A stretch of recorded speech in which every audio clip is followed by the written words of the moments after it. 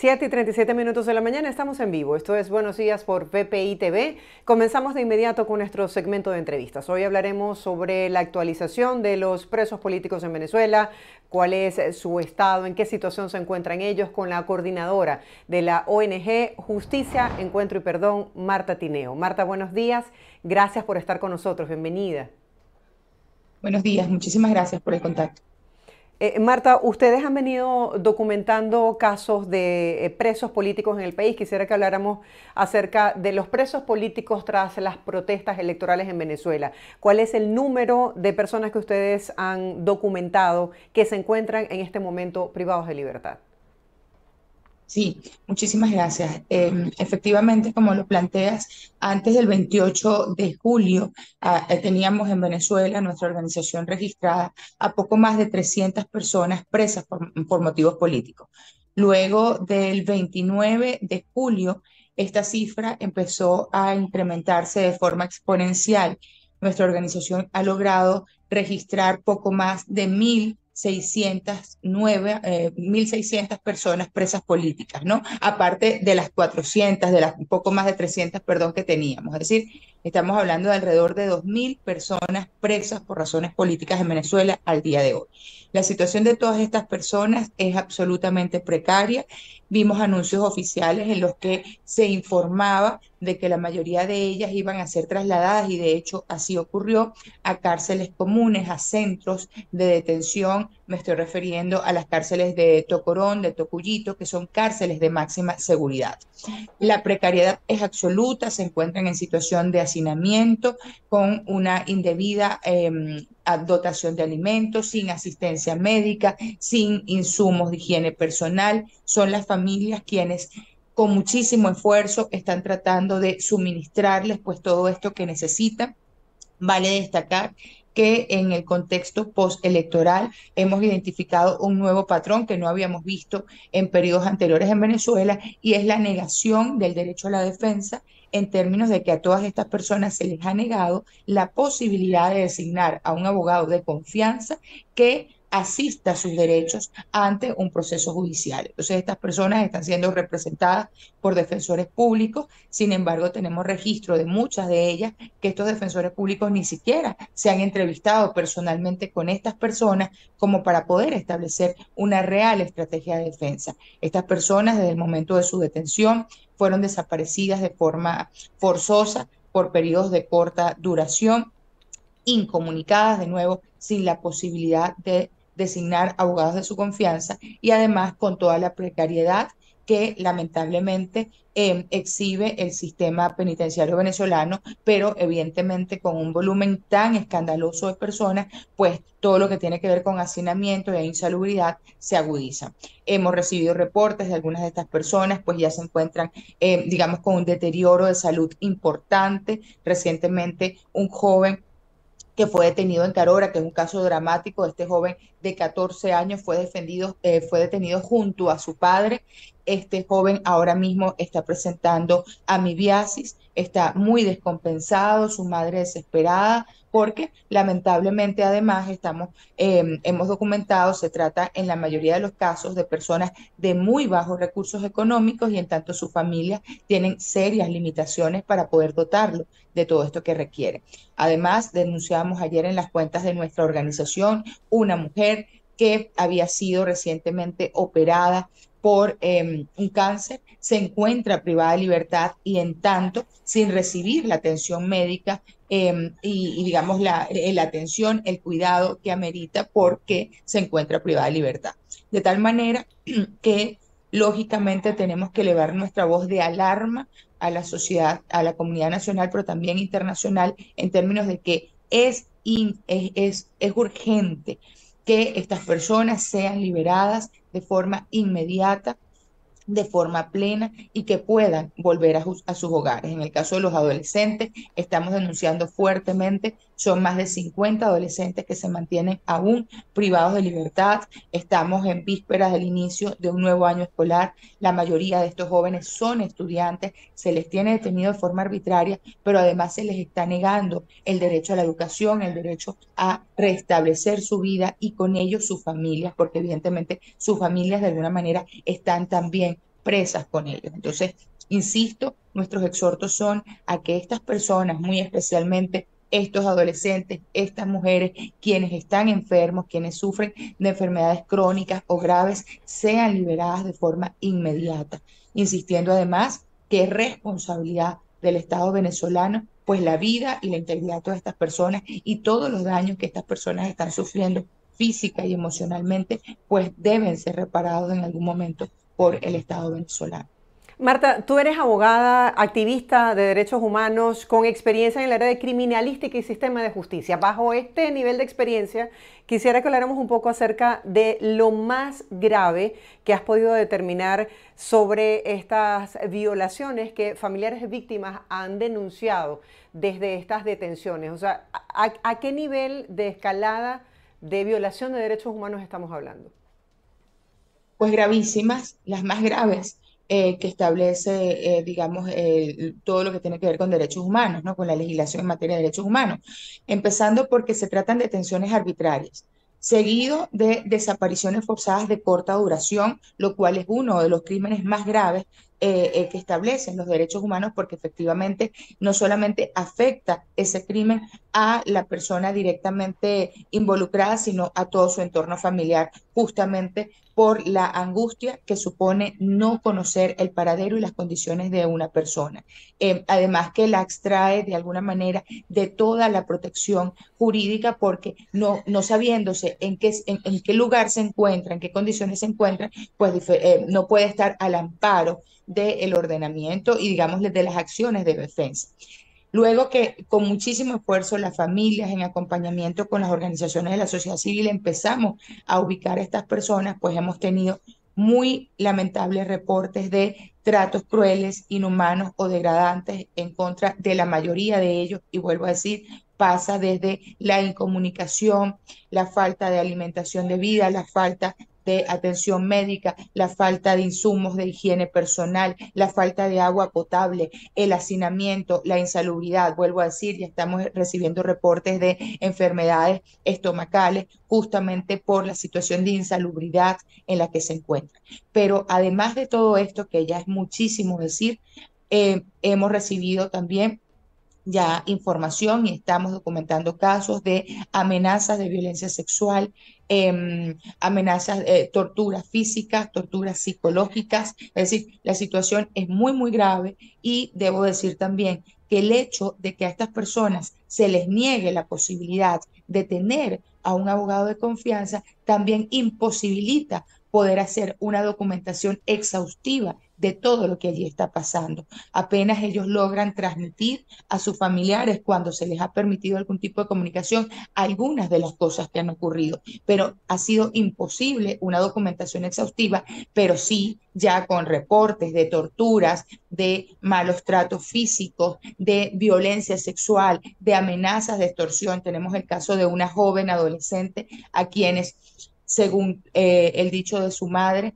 la chica le reportó que funcionarios le han dicho que si sostiene relaciones sexuales con ellos, pues pudiera ser liberado. O sea, imagínate de lo que estamos hablando. Entonces, evidentemente, esto nos tiene sumamente alarmados. Nosotros seguimos reportando de estas situaciones, seguimos activando mecanismos internacionales de protección de derechos humanos a favor de estas personas, porque nos preocupa muchísimo lo que está pasando con ellos. Y de nuevo, es urgente que las autoridades nacionales reviertan estas decisiones y estas personas sean puestas en libertad de forma inmediata. Lo que no niega, y por eso vale la mención que haces de todo lo que tiene que ver con los sistemas de justicia. Una vez estas personas sean liberadas y nosotros podamos tener una documentación exhaustiva, claramente solicitaremos las investigaciones correspondientes en contra de los funcionarios que hayan cometido ese tipo de crímenes para que estas personas sean juzgadas y condenadas conforme a derecho por la gravedad de lo que estamos hablando y que las víctimas puedan ser reparadas de forma integral, porque vuelvo, estamos hablando de daños ya físicos y emocionales muy severos.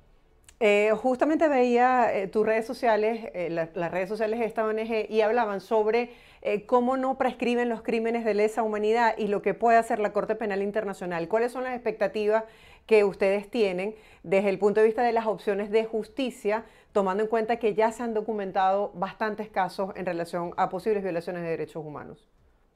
Sí, bueno, no es poca cosa decir que existe una investigación en curso por parte de la Fiscalía de la Corte Penal Internacional por la presunta comisión de crímenes de lesa humanidad en Venezuela. La información que se ha hecho pública de parte de la Fiscalía es que esa investigación está en curso, que está avanzando, que se están identificando crímenes, presuntos perpetradores en determinados periodos de tiempo. Sabemos que la investigación cursa o abarca desde al menos el año 2014 y todos estos nuevos acontecimientos han sido informados y han sido incorporados a la investigación. Es decir, estamos hablando de una investigación que tendría un periodo desde el 2014 y hasta la presente fecha, ya una década de graves crímenes contra los derechos humanos y presuntamente de lesa humanidad. Entonces, entendemos, y lo ha dicho así la Fiscalía de la Corte Penal Internacional, que han tomado nota, perdón, de todo lo que está ocurriendo en Venezuela y en tanto están avanzando en la investigación. Y tal como tú lo mencionas, cuando estamos hablando de violaciones contra los derechos humanos y más en este caso, donde pudiéramos estar hablando de crímenes de lesa humanidad, no existe prescripción en cuanto a la posibilidad de juzgar y condenar conforme a derecho a quienes sean responsables de esos crímenes atroces contra la humanidad. Sí, te hago esa pregunta justo porque muchísimos familiares esperan que en algún momento se haga justicia. Y en torno a esto ha sido ampliamente condenado no solo las detenciones arbitrarias, sino en especial las detenciones adolescentes. Tú decías que al menos 58 adolescentes están en este momento privados de libertad y que ni siquiera se había mostrado pruebas sobre esos supuestos delitos sobre los cuales se les acusa. Hablemos un poco acerca de las condiciones de estos adolescentes. Sí, en este contexto pre y postelectoral, como te decía, hemos identificado nuevos patrones.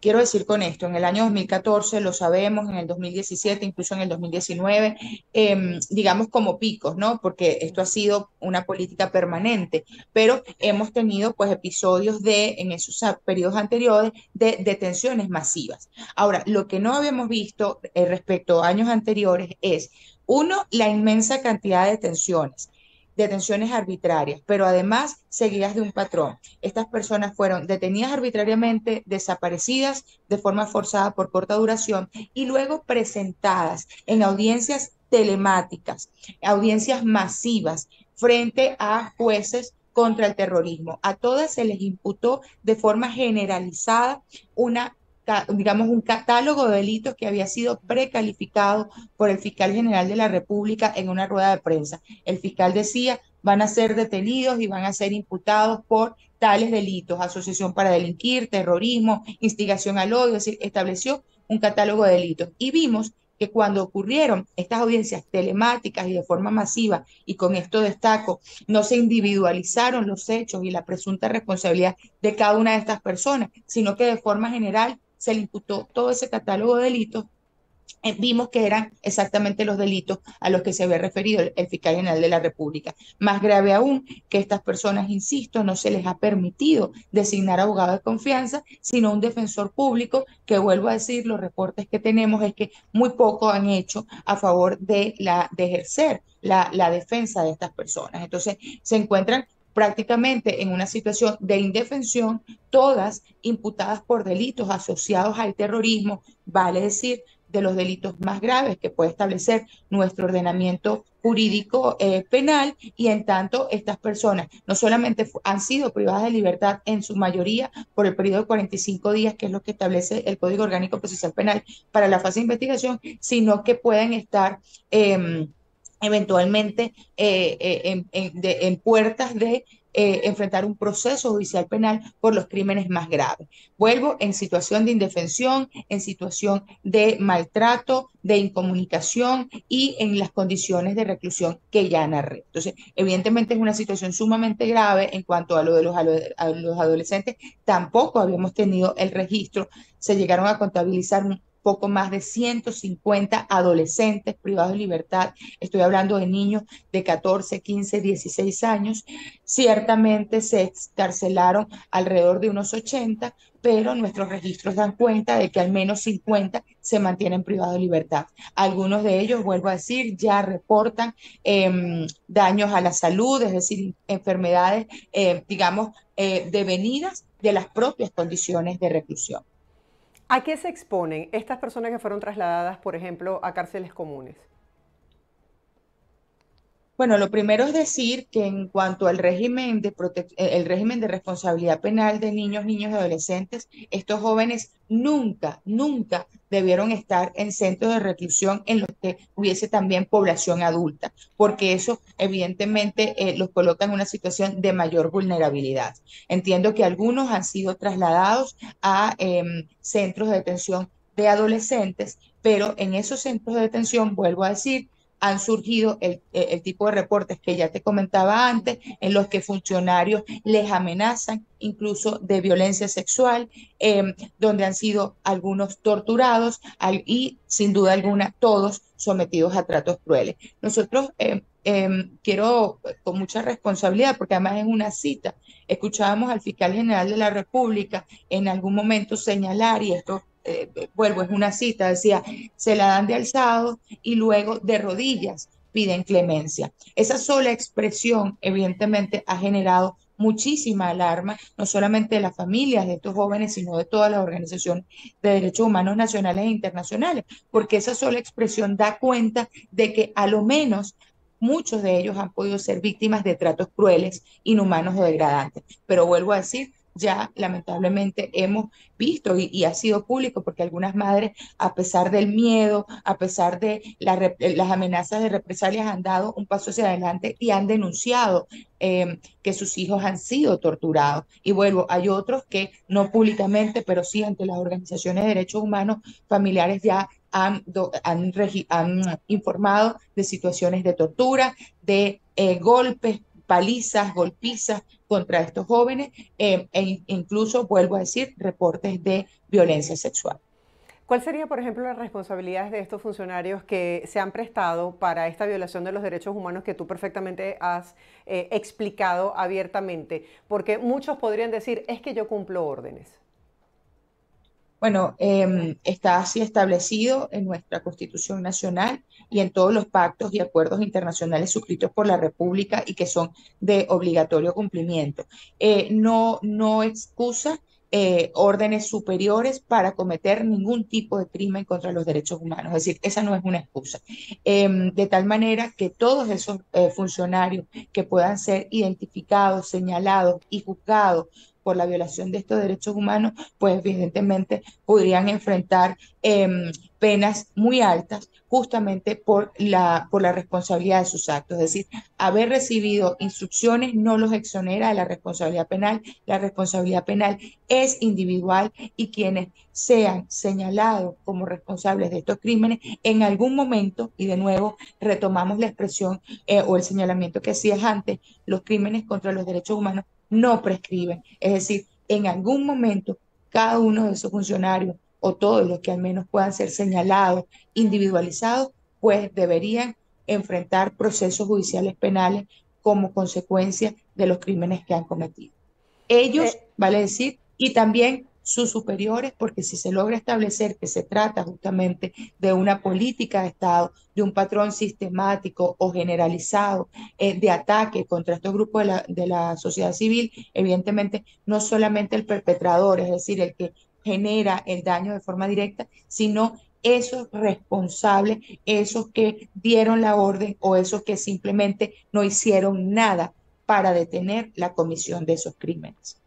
¿Has tenido testimonios de cómo ha afectado, por ejemplo, el traslado de esos presos políticos de una ciudad a otra, que muchas veces los familiares no tienen cómo trasladarse, ni hacerles llegar comida, ni mucho menos saber en qué situación se encuentran?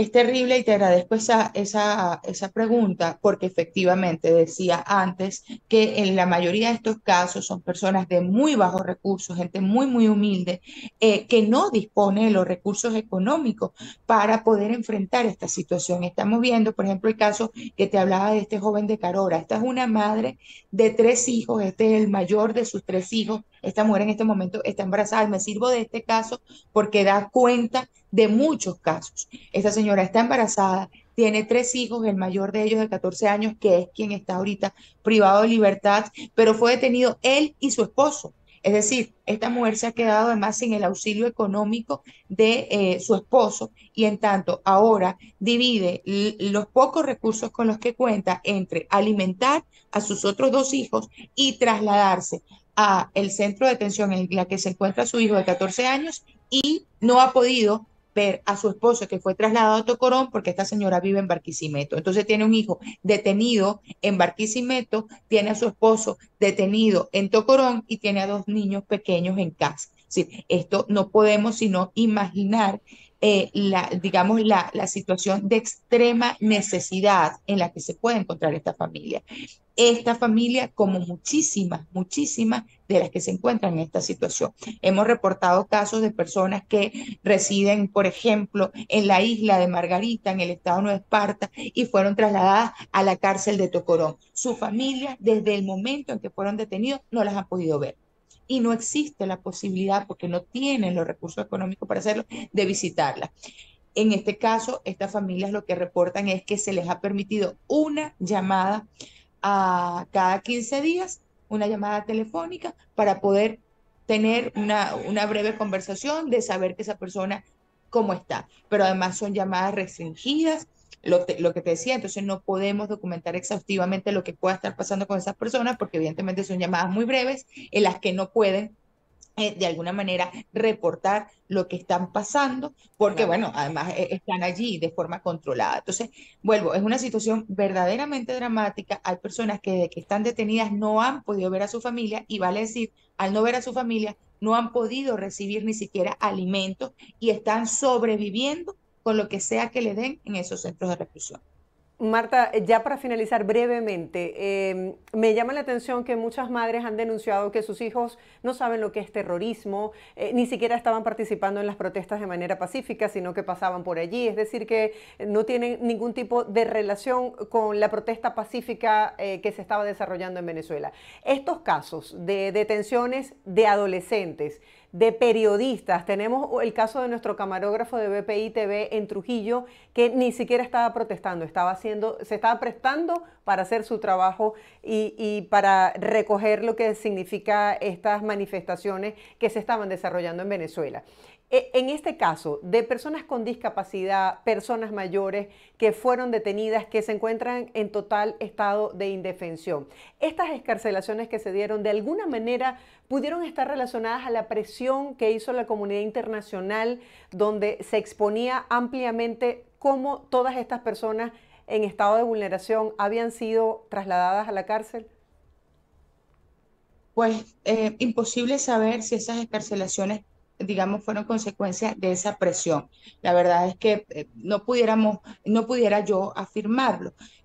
Pero lo cierto es que efectivamente la comunidad internacional ha estado conmocionada con estos hechos y evidentemente han habido pronunciamientos muy fuertes, muy contundentes, muy enfáticos en torno a esa violación masiva a los derechos humanos que está ocurriendo en Venezuela. Acaba de salir el reciente informe de la misión de determinación de los hechos sobre Venezuela de Naciones Unidas y da cuenta de la gravedad de lo que acá está ocurriendo al punto de señalar que tiene razones suficientes para considerar que en Venezuela se están cometiendo crímenes de lesa humanidad. Entonces, sí creo que hay, digamos, una conciencia de la comunidad internacional respecto a lo que está ocurriendo en nuestro país y eso gracias a los reportes que están generando las propias víctimas con muchísima valentía, las organizaciones de derechos humanos que trabajamos en terreno, pero también las internacionales. Pero lo cierto es que esas escarcelaciones no son suficientes. Todas Claro. estas personas deben ser liberadas de forma plena e inmediata. Y más aún, quienes son responsables de estos crímenes contra los derechos humanos en algún momento deben ser juzgados conforme a derecho y condenados por los crímenes que cometieron, pero además estas familias deben ser reparadas. Hay personas de estas que ya fueron escarceladas, que están sufriendo consecuencias emocionales y psicológicas muy graves por lo que vivieron. Es decir, hay personas que están quedando dañadas física y emocionalmente como consecuencia de esta situación. Ellas y sus familias, por supuesto. Marta, gracias por visibilizar todos estos casos de personas anónimas que están en este momento privadas de libertad y por esos jóvenes que murieron en el pasado en protestas en Venezuela. Buen día para ti. Gracias a ustedes por el contacto. Era Marta Tineo acompañándonos el día de hoy para presentarnos la actualización sobre la situación de los presos políticos tras las protestas electorales en Venezuela. Hacemos una breve pausa comercial. En breve estaremos de vuelta con más de Buenos Días por BPI TV.